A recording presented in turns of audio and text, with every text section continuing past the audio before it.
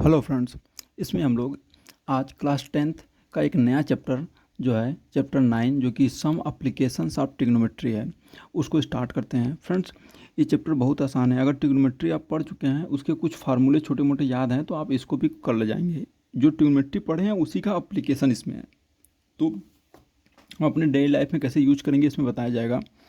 इसमें दो terminology use होता है। पहला है एंगल ऑफ एलिवेशन और दूसरा है एंगल ऑफ डिप्रेशन। तो एंगल ऑफ एलिवेशन क्या होता है आपको छोटा सा मैं बस बताऊंगा, उसके बाद हम लोग क्वेश्चन सॉल्व करेंगे सीधे। तो फ्रेंड्स, इसमें क्या है, मान लीजिए एक टावर है। ठीक है फ्रेंड्स, पहले मैं मान ले रहा हूँ यहाँ ग्राउंड है, ये ग्राउंड है। ठीक है, और ये एक टावर है। ठीक है, ये एक टावर है। ठीक है, अब यहाँ पर कोई मतलब एक कोई स्टूडेंट है, यहाँ पर कोई व्यक्ति स्टूडेंट या कोई पर्सन खड़ा है, यहाँ पर एक ऑब्जेक्ट, यहाँ पर एक आदमी है। ठीक है, यहाँ पर्सन है। ठीक है, ये पर्सन यहाँ से इस टावर को देखना चाहता है, यहाँ से इस टावर को देखना चाहता है। तो यहाँ से यहाँ तक का जो डिस्टेंस है, यहाँ से इसके टावर के टॉप को, ये टावर का टॉप है, ये टावर का बॉटम है, ये टॉप है, ये बॉटम है। तो यहाँ से टावर के टॉप को देखना चाहता है। तो अगर टॉप को देखना चाहेगा तो यहाँ से यहाँ तक लाइन खींच देंगे, ये लाइन, इसको कहते हैं लाइन ऑफ साइट। यहाँ से एक लाइन खींच देंगे बिल्कुल ऐसे। ठीक है, इसको लाइन ऑफ साइट कहते हैं।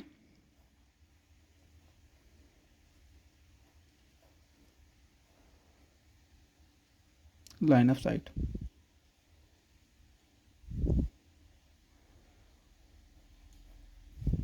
सॉरी फ्रेंड्स, तो ये लाइन ऑफ साइट हो गया। यहाँ टावर टॉप है, इसको टॉप कहेंगे, और ये बॉटम है।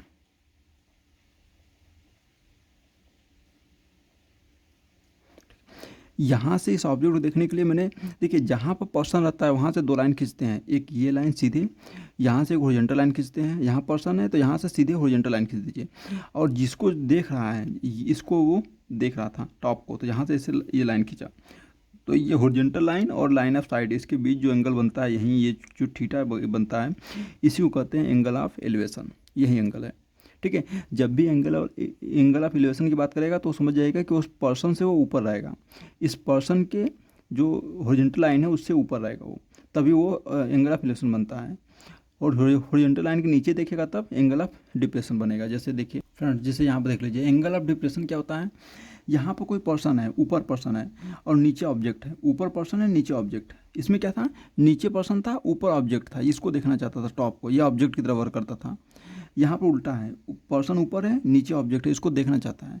तो ऊपर से जब नीचे कोई ऑब्जेक्ट को देखेगा तो सबसे पहले क्या बताया मैंने, यहाँ से एक हॉरिजॉन्टल लाइन खींचेंगे। जो पर्सन है यहाँ से एक हॉरिजॉन्टल लाइन ऐसे खींच दीजिए, ये इसको कहते हैं हॉरिजॉन्टल लाइन। अब जिसको देखना चाहता है इसको इससे मिला दीजिए, इसको इससे मिला दीजिए। तो मैं इसको मिलाने वाला हूँ, कुछ इस प्रकार से मिलाएंगे ऐसे। तो ये दोनों के बीच जो एंगल बनेगा, ये वाला एंगल, इसी एंगल को हम लोग कहेंगे angle of depression. Horizontal line और लाइन ऑफ साइट के बीच जो एंगल बनता है उसको एंगल ऑफ डिप्रेशन कहते हैं। और यहाँ हॉरिजॉन्टल लाइन और लाइन ऑफ साइट के बीच जो एंगल बनता है, अगर ये ऑब्जेक्ट ऊपर है तो एंगल ऑफ क्या बनेगा, एलिवेशन, और डिप्रेशन ये, एलिवेशन ये। दोनों में थोड़ा सा हल्का सा बस डिफरेंस है। ऑब्जेक्ट ऊपर है तो एंगल ऑफ एलिवेशन, ऑब्जेक्ट नीचे है तो एंगल ऑफ डिप्रेशन। फ्रेंड्स, यही दोनों बस समझना था। उसके बाद आप सारे क्वेश्चन को इसमें कर ले जाएंगे। मैं सीधे एक्सरसाइज पाता हूँ, एक्सरसाइज 9। फ्रेंड्स, इसमें एक ही एक्सरसाइज ये है 9.1, और कोई एक्सरसाइज नहीं है। तो फ्रेंड्स, पहले दिखा दूँ आपको, ये तो हाइट एंड डिस्टेंस, ये तो मैंने फ़ोटो जो बनाया था वही है। हम लोग ये चैप्टर पढ़ रहे हैं। ठीक है, इसमें सीधे आ जाइए क्वेश्चन पे। ये क्वेश्चन नंबर ये था 9.1। फ्रेंड्स, इसमें बस एक ही एक्सरसाइज ही है, 16 क्वेश्चन है। यहाँ पाते हैं क्वेश्चन नंबर 1। देखिए, पहले मैं इसको थोड़ा सा एक चीज़ बता दूँ आपको। फ्रेंड्स पहले बता दो आपको कि ये टेबल मैं जो पहले आपको याद करवा चुका हूँ ट्रिग्नोमेट्री के पिछले चैप्टर में। अगर आप नहीं देखें तो पहले उस चैप्टर को जाकर पढ़ लीजिए। ये टेबल का मैं यूज करूँगा। साइन 0 0 होता है, साइन 30 1/2, साइन 45 1/√2, साइन 60 √3/2, साइन 90 1 होता है। इसी तरह tan वाला भी, साइन कॉस tan 3 ठो तो याद होना चाहिए, स्पेशली साइन कॉस tan, ये 3 ठो याद होना चाहिए, तभी आप उस चैप्टर को स्टडी कर पाएंगे। तो ये टेबल उम्मीद है आपको याद होगा, क्योंकि मैं इसका उसमें यूज करूँगा, तो इसको याद रखिएगा। ठीक है, और इस पर मैं क्वेश्चन बताऊंगा। तो फ्रेंड्स, इस टेबल को मैं पिछले वीडियो में बता चुका हूँ। सीधे क्वेश्चन पाते हैं। ये क्वेश्चन था, फ्रेंड्स, तो क्वेश्चन को आप पढ़ते रहिए और उसके बेसिस पे यहाँ पर फोटो बनाएंगे। ठीक है, क्वेश्चन ये है। तो फ्रेंड्स पढ़ते हैं, a circus artist is climbing a 20 metre long rope. ठीक है, एक 20 मीटर लॉन्ग रोप था, उस पर कोई सर्कस का आर्टिस्ट था, वो क्लाइंब करता था। Which is tightly stretched and tight from the top of the vertical pole to the ground. ठीक है, एक वर्टिकल पोल है और ये फोटो भी बना है, आप देख सकते हैं। वर्टिकल पोल है, ये आपका एक पोल है, यहाँ से एक रोप ऐसे जुड़ा हुआ है, रोप कुछ ऐसे रहा होगा, ऐसे रोप था। ठीक है, और करा है कि find the height of the pole. इस पोल का हाइट पूछा गया है। मान लीजिए इसका हाइट ये अच्छा यही पोल है। ठीक है, इस पोल का हाइट ये अच्छा मान लिया मैंने। तो अब इसको सपोज कर लिया तो क्या क्या है, ये आगे क्या बोला, find the height of the pole if the angle made by the rope with the ground level is 30 degree. इससे ग्राउंड लेवल का, ग्राउंड से इस रोप का, ये रोप है, यही रोप है, ये रोप है। ठीक है, ग्राउंड से, ये ग्राउंड है, ग्राउंड से रोप के बीच जो एंगल बनता है ये वाला 30 दिया है। ठीक है फ्रेंड्स, आप क्वेश्चन को एक बार रीड करिए। और रोप की हाइट क्या दिया है, height of the rope 20 metre, ये 20 मीटर दिया है। ठीक है, इसका हाइट पूछा गया है। तो फ्रेंड्स ये 90 डिग्री बनेगा। अब उम्मीद है क्वेश्चन समझ में आ गया होगा। क्वेश्चन यहाँ से देख लीजिए, क्योंकि क्वेश्चन बड़े हैं, इसको राइट नहीं किया जा सकता। क्वेश्चन को सॉल्व करते हैं इसको आप। फ्रेंड्स, ये रोप का हाइट दिया है, मतलब रोप का लेंथ दिया है 30। ये एंगल ऑफ क्या है, ये मालूम क्या है, एंगल ऑफ एलिवेशन है, ऊपर की तरफ दिख रहा है, ये टॉप, ये पोल का टॉप को शो कर रहा था। तो ये हाइट पूछा है इसका। तो यहाँ पर ऐसा देखिए फ्रेंड्स, यहाँ पर आपको थोड़ा सा मैं एक चीज़ बताऊँगा। यहाँ पर ऐसा फार्मूला लगाइए जो हाइपोटेनस और ये क्या है, परपेंडिकुलर। हाइपोटेनस और परपेंडिकुलर के बीच कौन सा फार्मूला होता है मालूम है आपको, हाइपोटेनस और साइन का होता है। यहाँ पर देखिए, बहुत ज़रूरी है जानना कि साइन थीटा बराबर क्या होता है। साइन थीटा बराबर आप जानते हैं हाइपोटेनस, सॉरी ये वाला, ये हाइट परपेंडिकुलर अपान हाइपोटेनस होता है। ठीक है, यहाँ पर हाइपोटेनस ये वाला एच नहीं है, ये हाइट है, मैं हाइट लिख दे रहा हूँ। तो परपेंडिकुलर अपन ये एक तरह से परपेंडिकुलर है, हाइपोटेनस है। तो ठीक है, यहाँ हो जाएगा, यहाँ एंगल 30 दिया है, साइन 30 इक्वल टू परपेंडिकुलर का मान क्या है, परपेंडिकुलर का मान निकालना है। ये हाइट की तरह वर्क कर रहा है, मान लीजिए ये अच्छा है। अपन हाइपोटेनस क्या दिया है, ये 20 है, समझिएगा, ये वाला हाइपोटेनस है, ये एच है, ये हाइपोटेनस है। अब इसको सॉल्व कर लीजिए, हाइट निकालना है। तो ये क्या हो जाएगा, 1/2 h/20, और 2 से 2 गया, h उधर भी दीजिए, h इक्वल टू क्या आ जाएगा, 20/2 इक्वल टू 10 आ गया, 10 मीटर। ठीक है, तो हाइट ऑफ द पोल क्या होगा, 10 मीटर। उम्मीद है आपको ये बात समझ। फ्रेंड्स, ये क्वेश्चन पर सेकंड देख लीजिए, इसमें सेकंड क्या दिया है आपका, ये क्वेश्चन रहा सेकंड। ये क्वेश्चन है, a tree breaks due to the storm. देखो कोई पेड़ था, स्टॉर्म के कारण क्या हुआ, वो ब्रेक हो गया। And the broken part bends to the so that the top of the tree touches the ground making angle 30 degree. देखिए कुछ, मान लीजिए ट्री कुछ ऐसा रहा होगा, मैं ट्री बना दे रहा हूँ, कुछ ऐसा ट्री रहा होगा, और यहाँ से ये इतना ब्रेक हो गया, पहले इतना बड़ा था, स्टॉर्म के कारण यहाँ से यहाँ ब्रेक हो गया, और ये टूटकर ऐसे ग्राउंड को टच करने लगा। ऐसे मैं कुछ ऐसे बनाने वाला हूँ।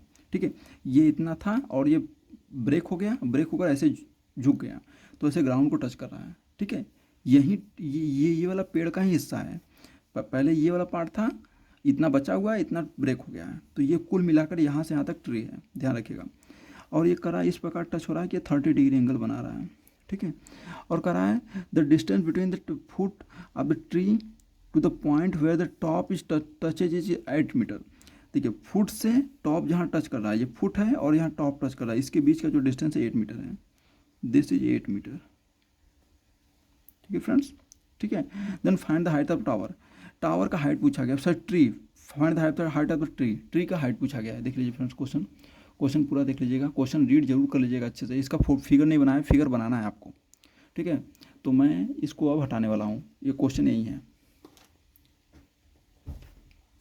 ठीक है, अब देखिए ट्री का हाइट क्या होगा, इसको x मान लीजिए और इसको y मान लीजिए। तो यक्स और वाई दोनों मिलाकर ट्री क्या होगा, ट्री क्या है, ट्री यक्स प्लस वाई दोनों मिलाकर ट्री है, ध्यान रखिएगा। ये इतना ब्रेक हो गया। तो कोई फार्मूला यूज करिए, एक फार्मूला यूज करिए जिसमें परपेंडिकुलर और ये हो, तो tan यूज कर लीजिए पहले। tan 30 इक्वल टू क्या होता है, tan 30 इक्वल टू ये tan theta equal to perpendicular upon base होता है, तो x भाई आ जाएगा 8 1/√3। उम्मीद है tan 30 का मान आपको पता होगा, 1/√3 इक्वल टू हो जाएगा x बाई 8 उधर भेज दीजिए, तो x इक्वल टू आ जाएगा 8/√3। ठीक, ये x की वैल्यू आ गई। y भी निकाल लीजिए और x y निकाल कर दोनों क्या करेंगे, ऐड कर देंगे। y निकालने के लिए क्या करेंगे, कोई ऐसा फार्मूला बताइए जिसमें बेस दिया हो और ये दिया हो हाइपोटेनस। बेस और हाइपोटेनस में क्या होता है, कॉस होता है, तो लगा दीजिए cos 30 equal to base upon hypotenuse, base upon hypotenuse. Base की वैल्यू क्या दिया 8, हाइपोटेनस क्या दिया y, y तो निकालना है। तो cos 30 की वैल्यू आपको मालूम क्या होता है, √3/2 होती है। ठीक है, उम्मीद है आपको पता होगा cos 30 √3/2 इक्वल टू 8/y। तो y इक्वल टू क्या आएगा, इसका इधर मल्टीप्लाई कर दीजिए, इसका इधर मल्टीप्लाई कर दीजिए, इसको क्रॉस मल्टीप्लाई कर दीजिए, इसको इधर, तो हो जाएगा this implies that y equal to इसका उधर मल्टीप्लाई कर दीजिए, तो हो जाएगा 8 2 16 और इधर आ जाएगा /√3। ठीक है, इतना आ जाएगा, x ये आ गया, y आ गया, x y आ गया, इसलिए हाइट ऑफ ट्री, इसलिए therefore height of tree will be x plus y होता है। यही मैंने निकाला था, x प्लस वाई। x को वैल्यू नहीं रख दो 8/√3, y की वैल्यू 16/√3, ऐड कर दो, 8 और 16 ऐड कर देंगे क्या आ जाएगा, 8 और 16 ऐड कर देंगे तो मेरे हिसाब से आ जाएगा 24/√3। ठीक है, अगर ये मीटर में है तो सब मीटर में ही आएगा, ध्यान रखिएगा। ठीक है, तो यही आंसर होगा। लेकिन अगर आप रेशनलाइजेशन करना चाहें तो ऊपर नीचे √3 का मल्टीप्लाई करके और अच्छे से लिख सकते हैं। ऊपर नीचे √3 का मल्टीप्लाई कर दीजिए तो ये 20√3 हो जाएगा, √3 से √3 में करेंगे 3 बन जाएगा, ये दोनों मल्टीप्लाई होगा क्या होगा 3 बन जाएगा। 3 से काट दीजिए, 3 को काट दीजिए 24 को, 6√3 आ जाएगा। ठीक है फ्रेंड्स, ये आ जाएगा। तो उम्मीद है आपको समझ में आया होगा, यही आंसर है आपका। बहुत आसान सा क्वेश्चन था।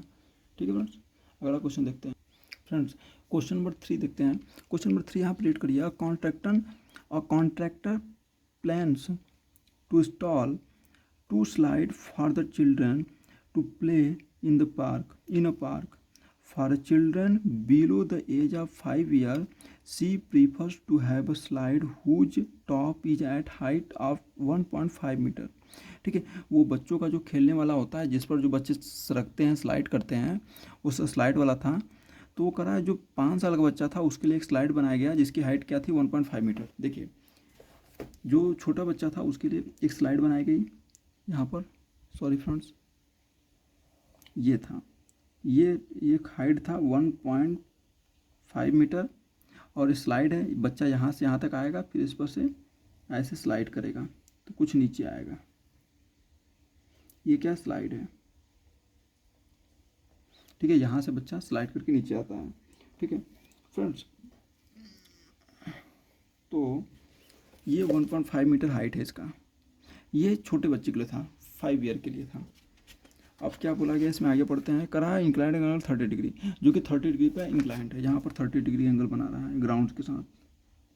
ठीक है फ्रेंड्स, अब ये समझ में आ गया। करा है कि she want to a steep slide at height of 3 metre for the elder children. ठीक है, जो बड़े बच्चे था उसके लिए 3 मीटर का हाइट था और एंगल ऑफ एलिवेशन क्या बना था उसमें 60 डिग्री का ग्राउंड था। फ्रेंड्स यहाँ देखिए, एक और करा था कि बड़े बच्चों के लिए बनाना चाहता है। बड़े बच्चों के लिए यहाँ बना रहा हूँ मैं, ये बड़े बच्चों के लिए था, इसका हाइट थोड़ा बड़ा है, ये बड़े बच्चों के लिए स्लाइड है। ठीक है, लेकिन ये 3 मीटर है, ज़्यादा नहीं, 3 मीटर है और यहाँ पर एंगल बनता है 60 डिग्री। ठीक है, तो और ये स्लाइड है, ठीक है फ्रेंड्स, दो टू बनाया स्लाइड, ये स्मॉल बच्चों के लिए था, ये बिगर बच्चों के लिए है। करना है, अब क्वेश्चन को रीड करते हैं फिर से एक बार, और क्या बोला गया है, what should be the length of the slide in each case. बस क्वेश्चन ईजी है, इसमें लेंथ ऑफ स्लाइड, इस स्लाइड का लेंथ, यहाँ पर ये जो हाइपोटेनस बनेगा इसका लेंथ पूछा है। मान लीजिए एक्स है और ये मान लीजिए वाई है, ठीक, एक्स वाई की वैल्यू निकाल ली है फ्रेंड्स। यहाँ पर भी साइन लगा दीजिए, देखिए परपेंडिकुलर अपन बेस क्या होता है, परपेंडिकुलर अपन हाइपोटेनस क्या होता है, साइन होता है। Sine 30 equal to x by sorry perpendicular upon sorry x by नहीं 1.5 बाई एक्स हो जाएगा। Sine equal to perpendicular upon क्या होता है, हाइपोटेनस, ये हो जाएगा। तो साइन 30 वैल्यू 1/2 हो जाएगी। इसका इधर क्रॉस मल्टीप्लाई कर दीजिए, एक्स विल बी 1.5 में 2 को मल्टीप्लाई करके क्या आएगा 3.0, तो 3 मीटर। यानी ये स्लाइड कितना हाइट रहा होगा उसका, स्लाइड का, जिस पर बच्चे यहाँ से यहाँ तक सरकते थे, वो क्या होगा, 3 मीटर। ये आंसर होगा पहले का। ये किसके लिए होगा, यंगर वाले के लिए, यंगर बच्चों के लिए, ठीक है, यंगर बच्चों के लिए। और जो बड़े बच्चे थे उनके लिए क्या होगा फ्रेंड्स, यहाँ देखिए, इसके लिए क्या होगा, इसके लिए आप लगा दीजिए मेरे हिसाब से वही सेम फार्मूला यहाँ भी लगेगा। देखिए क्योंकि साइन 30 था, वही चीज़ दिया है तो यहाँ पर भी साइन लगेगा, यहाँ पर भी साइन लगेगा, परपेंडिकुलर बेस दिया है तो साइन लगा दीजिए इसमें भी। जो बच्चे थोड़ा बड़े थे उनके लिए साइन 60 इक्वल टू हो जाएगा this perpendicular 3 upon hypotenuse y है। मैंने इसको वाई माना है, वाई की वैल्यू निकालनी है। साइन 60 आपको बचपन से पता है, √3/2 इक्वल टू 3/y। वो टेबल याद रखिए, इसका इधर मल्टीप्लाई कर दीजिए, इसका इधर, तो हो जाएगा y equal to 2 multiplied by 2 multiplied by 3 upon √3, ये हो जाएगा ना, ठीक है। अब नीचे √3 आ गया है, अगर आप इसको रिमूव करना चाहते हैं तो ऊपर नीचे √3 का मल्टीप्लाई कर दीजिए, रेशनलाइज कर दीजिए। अब क्या बन जाएगा, देखिए ये 3 और ये √3, ये √3 दोनों मिलकर क्या बन जाएगा समझिएगा, ये दोनों मल्टीप्लाई होगा तो 3 हो जाएगा, और ये 3 से कैंसिल हो जाएगा, बचेगा 2√3 मीटर, ठीक है फ्रेंड्स। तो यही आंसर होगा, ये दूसरे वाले का आंसर होगा, पहले वाले का आंसर ये होगा, ठीक है। उम्मीद है ये बात समझ में आई होगी, बहुत ईजी प्रश्न था, देख रहे हैं फ्रेंड्स। तो दोनों ये यंगर बच्चों के लिए था, और बिगर बच्चों का जो स्लाइड होगा उसका हाइट इतना रहा होगा, इतना लेंथ करा होगा, ये लेंथ, ठीक है friends. Thank you so much for watching this video, please like share and subscribe.